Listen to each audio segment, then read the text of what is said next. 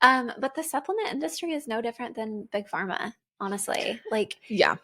it's so interesting how like you have the like Western medical system and then you have kind of like the naturopathic, homeopathic, alternative and complementary health approach system that is also pushing tons of like meds and supplements and all the things on you.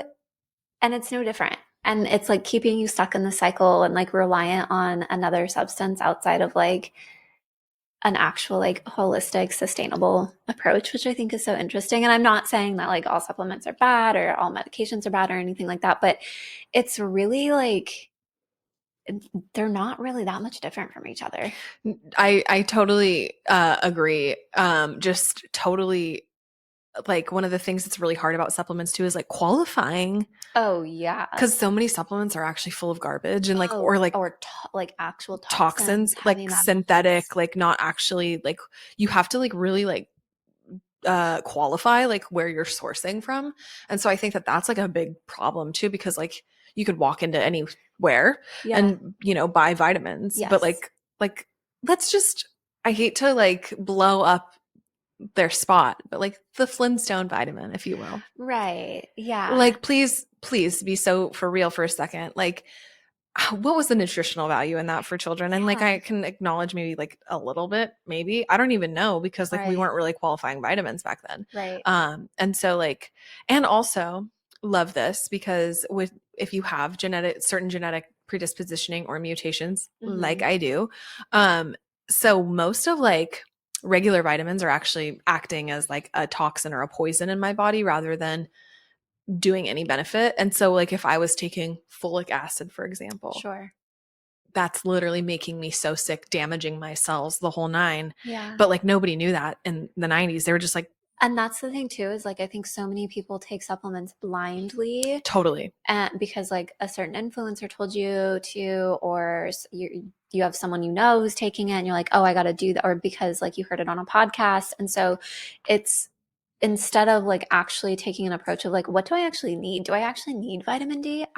Do I? Right. Like Do go get your levels done. Yeah, like actually be strategic about it.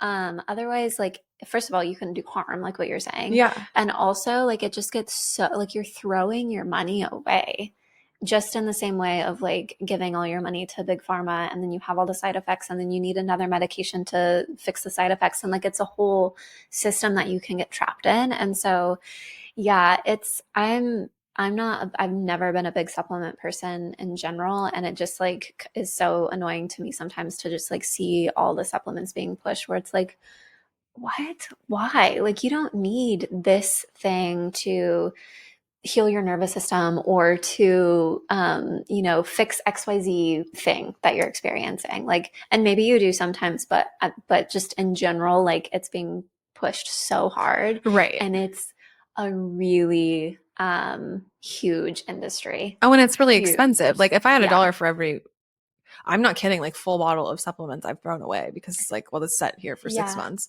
Yeah. Because I like also have supplement fatigue, because I am supposed to take a handful of them for my genetic mutation. And I'm here to tell you, yeah, I don't very often. Yeah. It's like, hey, I've been on a high lately. I've taken Yeah. like, I've been taking them like 3 times a week, Yeah. which is improvement. Yes. Because sometimes I do think to myself, like, well, cognitively things could be better. Like literally on a Yeah. cellular level, they could be functioning Sure. higher. But I get like, you could not pay me to take, yeah, you can't. No, I really wish I was motivated in that way. I just like hate doing it. Yeah. Took me like 15 minutes this morning to hype myself up to take the medication that will shorten the life of this cold sore on my face. And I just sat there and I was like, I don't want to do this. And then finally I psyched myself into it. But yeah, that's rough. I think it's like so different if a doctor is like, hey, we just did your blood work and you are like super deficient in whatever, right? Or like, we need to support this thing. Right. Like being strategic about it, I guess, is like a good way to put it. Yeah. But if you're just like reading a bottle and you're like, oh, I need this with no like base level of like actually what's going on in your body, your Yeah. hormone levels, your vitamin levels, what's going on, Yeah. with your system, then honestly, sometimes we can be doing more harm than good. Yeah. Yeah. Yeah. So it's a whole industry. So that's I said what I said. I like that. And hey, I like it. Mine, I don't think I've done this. I'm questioning if I have. I don't know, you guys. But wearing socks without shoes is insane. Yeah. Yeah. That's and I said what I said. If Yeah. you're going to wear a tennis shoe Oh my gosh. without a sock, No. a Birkenstock, a sandal, you don't need Fine. socks, fine, whatever. Yeah. If you're wearing a tennis shoe, a Converse, Yeah. I call them individually, it's a Converse. Tell me I'm wrong. Yeah. I think. I don't know. I don't Converse shoes. know. But like, pair. oh yeah, like if you're wearing boots Oh my gosh. without socks, that's crazy. And also like how it feels on your foot, the smell. Like long term, imagine you have like an old pair of shoes and you slip your foot into them with no sock on. That's crazy. And so yeah, I mean, I don't really think I need to give much to that. I think that that's like I feel like that's just like that's very it. simple, straightforward. I stand by you. Thank you. And more people should, because it's not a good feeling. well, and I either. think when you're a kid, maybe it's like the time that, because I've got a lot of little kids in my life. Yeah. And I think to myself, did you just put that shoe on without a sock? Yeah, kids don't really care. They don't care. Like, as an adult, we should not be doing that. No, and maybe they should care.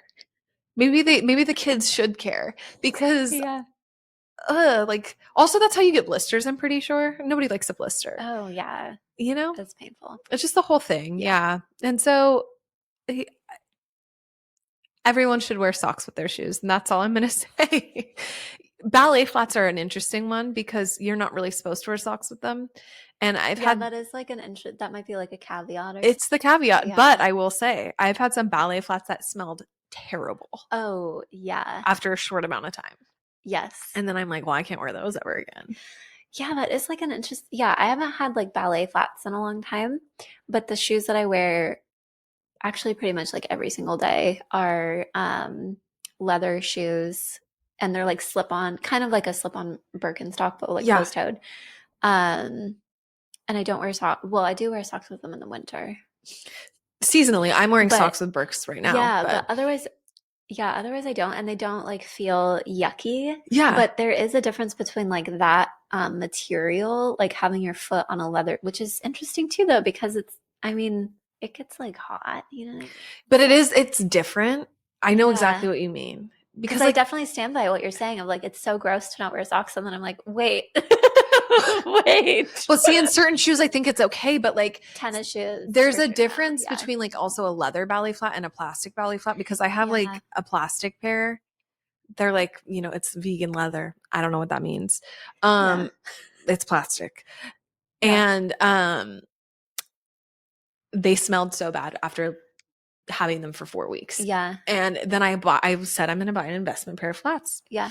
Spent a little extra money, got real leather flats. I've had them for, a while now, and they don't smell bad at all. Like, and I've worn them through rain, sleet, mud, Yeah. snow. Like, I've worn them. Yeah. Leather must be It's different, just different. in some way. Yeah. Yeah, because like my Birks, well, I did have a pair of Birks that got pretty crazy, but I had them for like 3 years. Pretty crazy. They got pretty Yeah. crazy, and now I only use them. They're my outdoor Birks. They're like, the other day I wore them in the ocean Yeah. because that's what they're for now. They're my water Birks.